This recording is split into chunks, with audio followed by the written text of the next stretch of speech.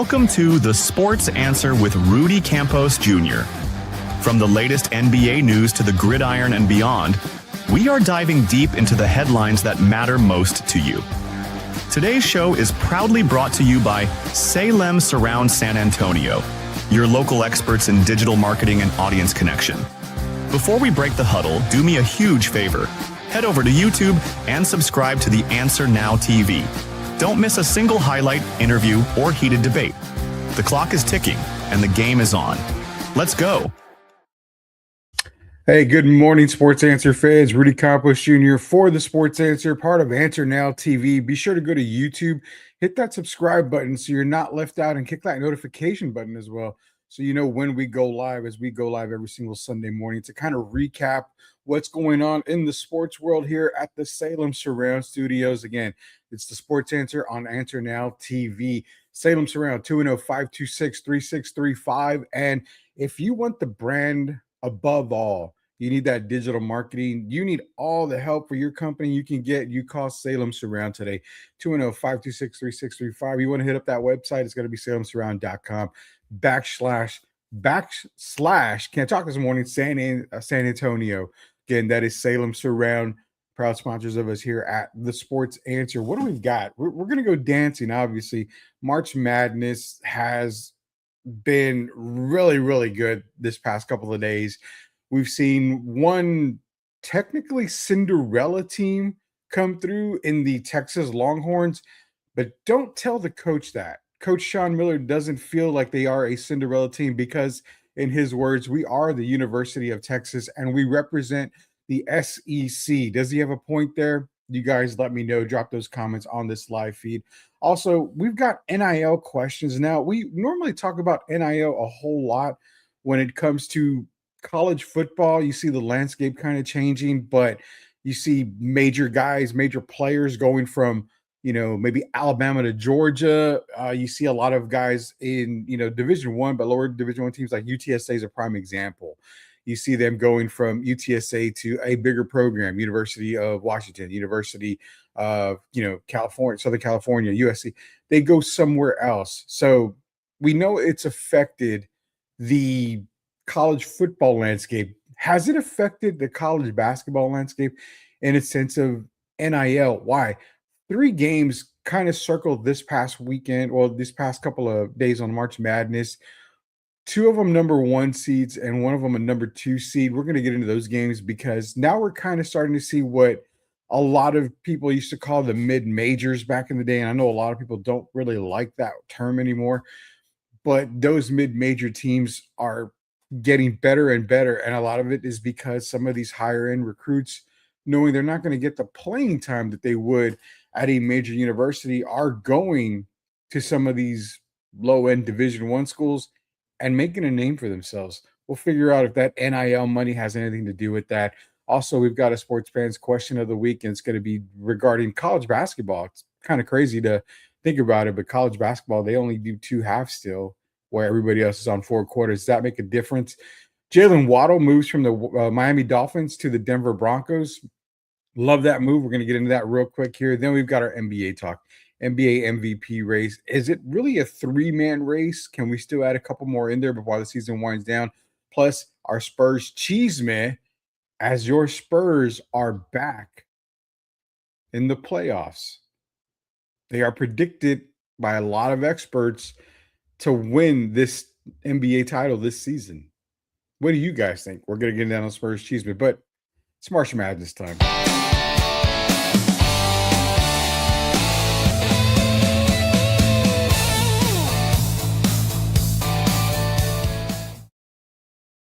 Yeah, so how sweet it is for the Texas Longhorns. Sean Miller has guided this team to, the Sweet 16. They had the technically upset win over BYU. They basically couldn't control AJ DeBonsa, who's going to probably end up being the number 1 pick this NBA draft.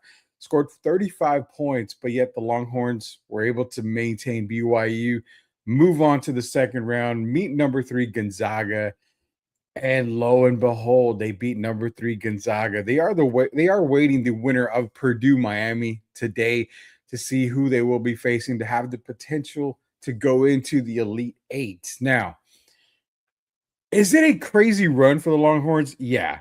I would say Texas, pretty much, if you had that perfect bracket, Texas is the one team that pretty much threw everything out the window. Now, of course, I took teams like Utah State, High Point in that first round. I had a feeling they were going to win. I did have some losses on my bracket, but I never once gave Texas an opportunity to advance past the first round. I figured BYU had enough firepower and AJ DeBonza, who right on cue was going to dominate Texas. Was I wrong on that? Very much so. Longhorns able to beat BYU, move on to that second round, meet Gonzaga, move on to that Sweet 16. What is it? I mean, you talk about Sean Miller. A lot of people are saying Texas is the Cinderella team. I've even seen people say they have the potential to go all the way. I would say hold on, Texas fans. Hold on. Okay. It gets a lot tougher as we go. If they face a team like Purdue, who's been one of the more dominant teams all season long, that's a true test right there. You get past a Purdue team, saying Purdue gets past Miami, then I can start to believe a little bit more as you go into the Elite Eight. But it gets so tough. Why? Because a lot of teams that have already advanced are higher seeds. We're not seeing a lot of these Cinderella teams getting into that Sweet 16 right now. A lot of the higher seeds are actually moving on. Brackets are kind of staying intact if you have taken a lot of these higher seeds. But Sean Miller's right when he says, yeah, I don't think we ever really want to sign up to be the Cinderella story because we are the University of Texas and we represent the SEC. Can you really say Texas is a Cinderella story? As much money as the Longhorns have?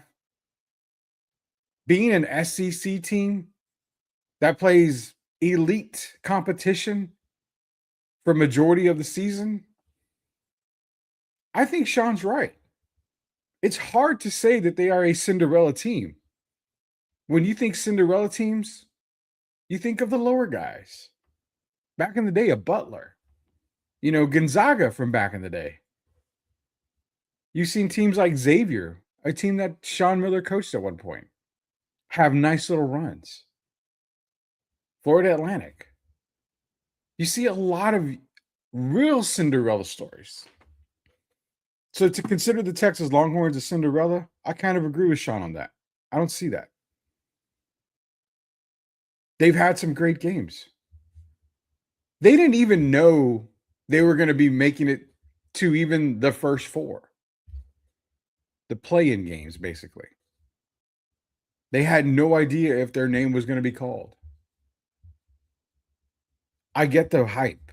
I do. I'm a Texas guy.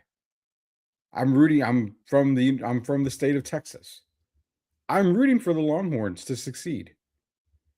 But to consider them a Cinderella story, it would have to be more University of Texas, San Antonio than University of Texas. They're getting tremendous value for Matas Bokiatis. He's been playing really good these past couple of games. He's the reason why Texas is advancing. Put in some good minutes. Maybe at 23 that first game. Against Gonzaga, he ended up with 17, 9 rebounds. Making a big difference. The big man, they're using him. Funny because San Antonio Spurs fans, you can get behind a team that knows how to use a big man. Shout out to Wimby on that one. So, is it a Cinderella story for Texas? Is it about to hit midnight if they play a team like Purdue in the next round? What do you think, Longhorn fans? That's your sports question. How far do you think the Texas Longhorns can go? Me, if I'm doing my early prediction, they play Miami. I think they got a shot against Miami. If they play Purdue, the clock is striking midnight. I don't think they get past Purdue. That's my early take on the Longhorns. But congratulations, Texas. Shining bright in the Lone Star State. Got a question here for you guys out there. Before we ask it, we did get a sports answer question, and this is the sports answer question. So I want to ask you, we're going to answer it here. They basically asked, do you want to keep the two halves in men's NCAA basketball or go to four quarters? Now, the women go to four quarters. Obviously, you see the NBA, you see, high school basketball, everybody, they do four quarters. Women made that change not too long ago to go to four quarters. But the NCAA men's have two halves. It's a make or break situation here. And I love the question. I'm glad it was asked. I love the question because on one end, the two halves, you've got to coach for two halves only. It's a long, drawn out playing performance. Your substitutions they've got to be really key. I think it's tougher to coach in two halves than it is in four quarters. What I do like about the four quarters is you get that break in between. Now, I know you get TV timeouts on two halves. You get, it feels somewhat the same, but it's different. You get a quarter, you relax, you chill, you have a time to regroup. But when you've got two halves, the coaching staff, you are trying to make decisions, changes, adjustments in that half. When a team goes on a run, there's no momentum killer as it is when there's four quarters in a game. I feel when you've got two halves, it makes the game a whole lot more difficult. You can see a team go on a 12-0 run, call a timeout, kind of regroup, maybe give up a basket, and that momentum just still keeps going for that other team. It's harder to control. What do you think? Do you think four quarters should be brought into men's college basketball, or do you like the two halves? That's the sports question. We get the comment, who are you talking to? Talking to sports fans out there. What do you think, Owen GT1? Should men basketball go to four quarters or stay at two halves? That's the question we are asking here. I think, like I said, coaching in the two halves, it's pretty difficult. The adjustments have to be quicker. You have to listen to your coaching staff on the fly. You don't have time to really regroup. Say at the end of the first quarter, you're down 5, you can kind of look at things and assess them. But that's our question to you. The sports answer question was asked at us. We answered it.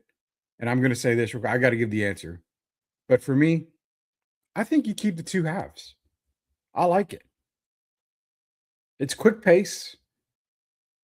It's pretty difficult. On a coaching standpoint, it's pretty difficult. When I've coached, I've only coached in middle school, high school games, AAU games.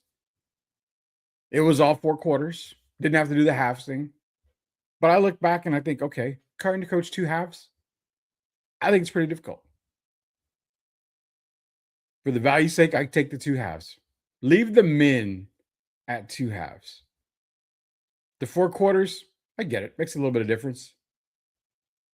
But I think it handicaps those teams that are going to be considered Cinderella teams in March. For me, let's keep the two halves. One last part of NCAA that we want to get into. We mentioned it at the beginning of the show. Now, we've always talked about NIL money when it comes to college football. It has changed the landscape of college football. You see, and I'm using UTSA as a perfect example. You see them develop players, and then they go and get the bag somewhere else at a bigger college. Has it affect college basketball March Madness in any way? After these past couple of days watching basketball, I'm going to say slightly. It has, but not in a bad way. Why? I mean, we want to run through the bracket. Can easily do that. Easily can run through the bracket. Why? Number one seeded Duke won 71-65 over Siena. Very close battle. It was close for majority of the game. And that's what I'm saying.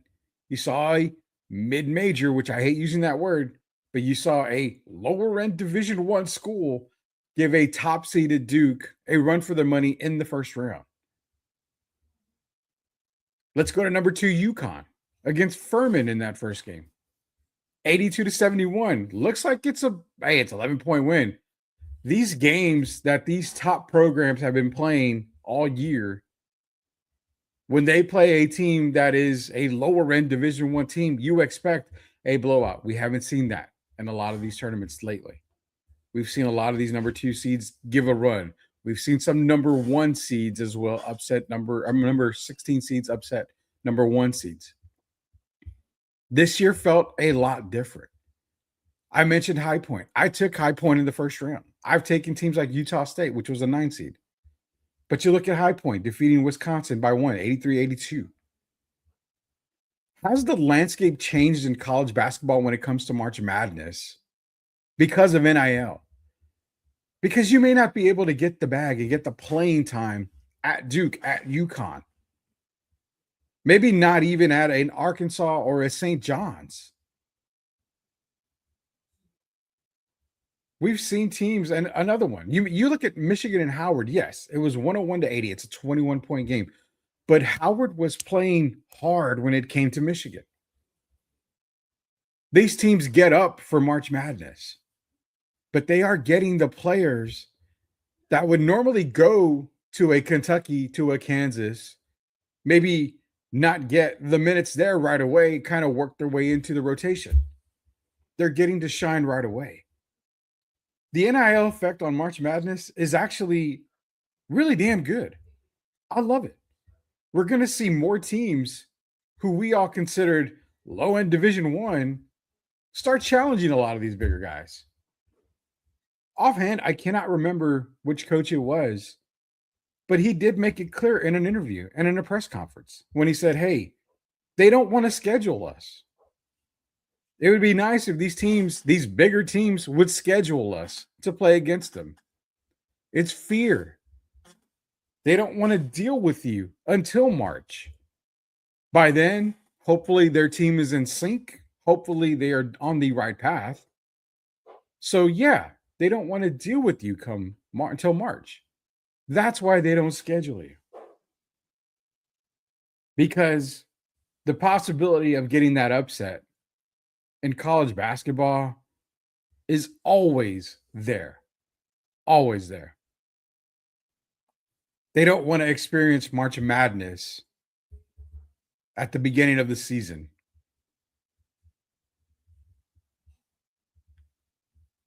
That's the March Madness talk for you guys out there. Before we go to our first and only commercial break, we got a little NFL talk here. One trade that happened, give a little bit of thoughts on that. Then we'll head into commercial break.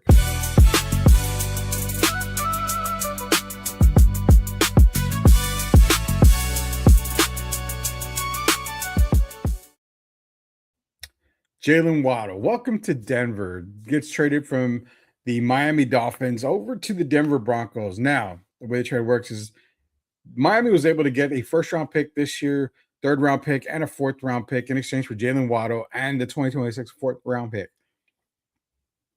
I love it. I mean, you're talking about the Denver Broncos who were a Bo Nix injury away from potentially reaching the Super Bowl. And yeah, I think they would have I really think they would have been able to give Seattle a run for their money in the Super Bowl. Now adding Jalen Waddle as a deep threat, downfield type of guy for Denver. A+ on the move. But I do put a little asterisk on that A+, only because Good God, the market is going to be huge for wide receivers because if a player like Jalen Waddle gets you 3 draft picks in this draft, can you imagine the asking price for guys such as maybe a Justin Jefferson or even a George Pickens who had a way better season than Jalen Waddle? If the Cowboys were able to move on George Pickens, that's going to be a major asking price. I like when Miami got a return. They got a good return in. Miami's in a rebuild, so they're going to use all the draft picks they can. But to get 3 draft picks in this draft for Jalen Waddle, one being a number one, can only say, hey, any wide receiver on the move from here on out, it's going to cost you. It's going to cost you a lot more than what they're paying for Jalen Waddle. Good move for Denver. Good move for the Miami Dolphins. A lot of people didn't like it, but you're in a rebuild. You're going to trade away your best players, or you're going to release them like they did to Tua. You're going to trade them away because you need to get a lot of assets and a lot of draft assets. Good move by both teams. We'll see what happens. But I do like the move more for Denver. Bo Nix, Sean Payton, they still have Cortland Sutton. Now you add another legit wide receiver, a Jalen Waddle. Could Denver be the favorites heading into next season? Sports Answer says yes to that question. I think Denver will be one, if not the absolute favorite, when it comes to the NFL and the AFC conference next season. We're going to go to our first and only commercial break. I appreciate everybody that joins us here on the Sports Answer. Be sure to go to Answer Now TV, hit that subscribe button so you catch us every single Sunday. And again, we're going to be having some live shows coming to you on Friday for your drive home. It's going to be about 5:15 or so for the drive home. We're going to have some Friday afternoon talk for you guys out there. But again, we always do come to you Sunday morning here on the Sports Answer. Answer Now TV, Salem Surround, 210-526-3635, salemsurround.com/San Antonio for your brand, your digital marketing, everything you need. Contact them today. It's Rudy Campos for the Sports Answer. When we get back, NBA talk and your Spurs Chisme. We'll be back in a second.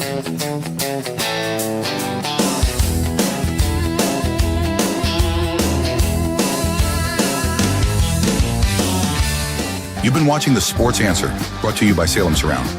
Salem Surround is proud to be San Antonio's premier digital marketing agency, offering a wide array of services like digital audio, email marketing, online reputation management, SEO, social marketing, and more.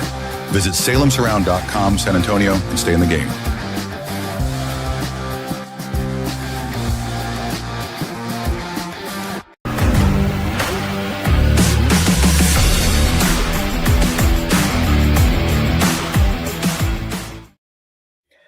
Welcome back to the Sports Answer. Salem Surround, 210-526-3635. Contact the name for your digital marketing needs. You are at the Salem Surround Studios, the Sports Answer, Answer Now TV on YouTube.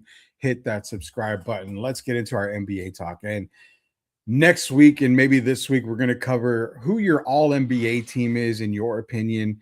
But right now, the MVP race, is it down to 3 players? Are we leaving somebody out?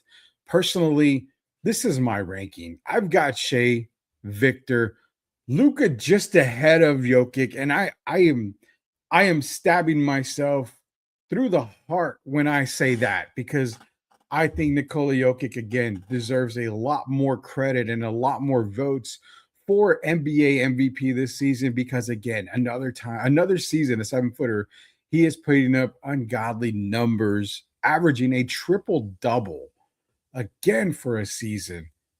And I know what it comes down to, record. But then you've got to throw a player like Jaylen Brown in there. Cade Cunningham was probably the MVP for a good part of the season with Detroit's run. But now that he is out for indefinite amount of time due to the collapsed lung, he's not going to be eligible for it. Even if he was, he's not going to get it. Who are your MVP candidates? Obviously, you've got the best team in the league in Shea Gilgeous-Alexander and the Oklahoma City Thunder. He's going to get the nod. But do you really look at that as saying, well, one of the leading scorers of the league, one of the best scorers of the league, Best team in the league, check. He checks a lot of boxes. He's got Chet. He's got Jalen Williams. He's got a squad, the same squad from last year. Trying to go for a back-to-back NBA title run. Everything checks out. Yeah, I guess SGA is number one. He's probably the most dominant player. Ooh, can we go that route? He scores in bunches. Does he make a lot of difference on the other side of the court? That's where we need to pause it. An MVP is the most valuable player. The one line that everybody crosses is it the most valuable player in the league, which technically that's the MVP, or the most valuable player on your team. Now, this is where Spurs fans are probably going to kick me and everybody else. The Thunder struggled pre-Jared McCain without SGA. With Jared McCain, the Thunder, they kind of roll stuff. Without Victor in the lineup, the Spurs kind of kept the momentum going. I'm not talking bad on it, so don't come after me on that. What I'm saying is that more valuable player on a team, SGA. But most valuable player in the league right now, for me, it's Victor. I know I've never really called Victor generational, and I'm kind of peeking my head out of that little hole and seeing, okay, is he really generational? I'm looking now. I'm taking a look. He does things that we haven't seen from a guy 7'4". We've seen 7-footers do what he does, but not 7'4" guys.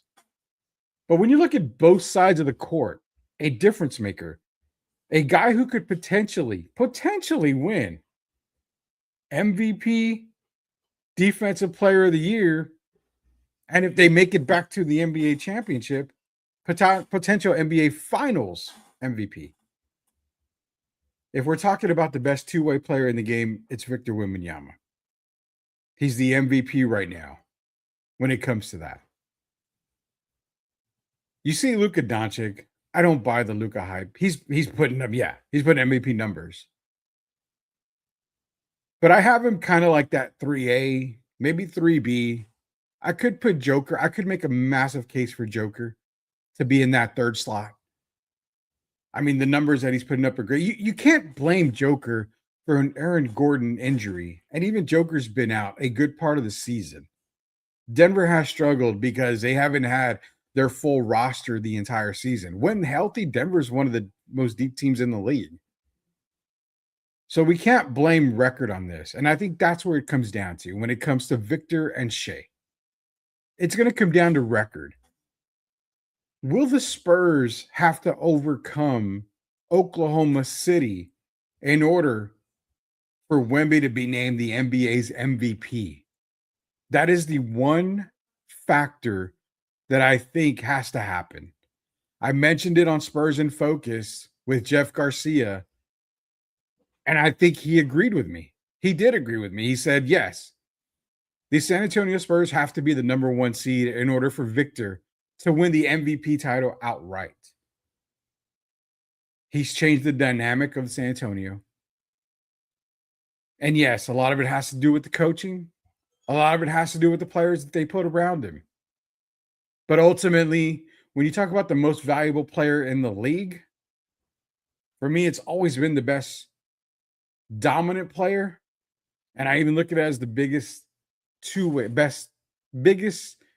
player who's dominant on both sides of the floor. Shea cannot check that other side of the box. Luka doesn't play defense. Joker is not a defensive player. Most people can say Jaylen Brown. I put Kawhi Leonard over Jaylen Brown. You're not quite there, Jaylen. But when it comes to both sides of the court, it's always been Kawhi Leonard, who's not an MVP candidate this year, and Victor Wembanyama, who is. Sadly, we're going to have to allow record to dictate what happens in this NBA season. I do pick Shea to win the MVP because of record, but my heart definitely sits in San Antonio. And even with me taking off the Spurs fandom cap, stats are stats, records are records, difference makers are difference makers. Victor Wembanyama should be your NBA MVP at the end of the season. Spurs Chisme is up next. So, like, I hear about the Spurs this y Spurs that, y como que esto y esta, pero I never hear about the real Spurs Chisme. Dime, por favor. All right, your Spurs Chisme before we go here is the Spurs, your San Antonio Spurs are back in the playoffs. Yeah, it didn't look too promising when they drafted Wemby. They came back with 22 wins his rookie season. You figure the health issues, the little by little climb up the hill. What were the differences? De'Aaron Fox was with that trade that they made with Sacramento. Massive difference. The drafting of Dylan Harper, huge. Stephon Castle, being who he is, that was the icing on the cake. You built a team around Victor and you put a coaching staff around Victor, and guess what? You are back in the playoffs. Let's remember, Sports Answer fans, beginning of the season, I said, hey, 44 wins. They're going to be a 6th seed, 5th seed at best. So I had them in the playoffs, just not a 2nd seed. Did not have them as a 2nd seed right now. Spurs fans are rejoicing. Everything is clicking. You've got NBA expert media saying, hey, I think legitimately the San Antonio Spurs can win the NBA title this season. I've always pointed to the fact of, well, we've got to see what they do in the playoffs.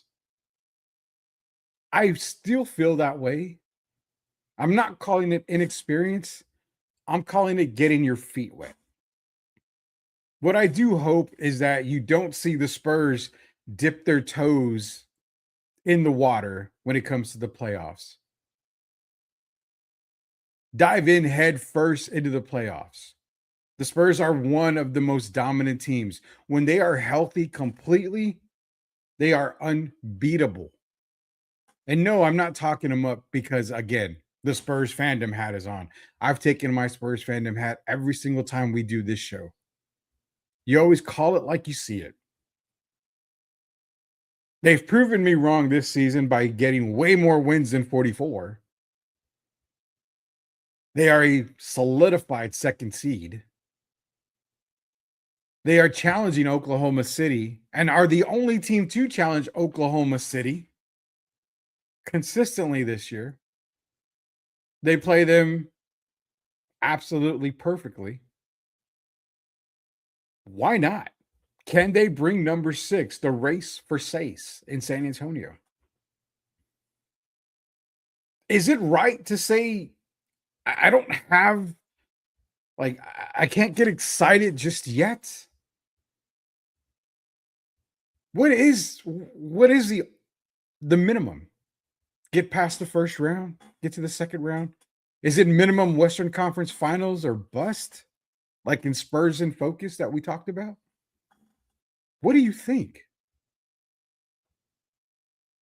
Do you think the Spurs can bring in that 6th title this year? Are they on a path, a journey to make it happen? Let me share something that I see when I watch the Spurs team and the rest of the NBA. Keep this in mind as you continue to watch this NBA season. The Spurs team is the most calm, collective team in the league right now.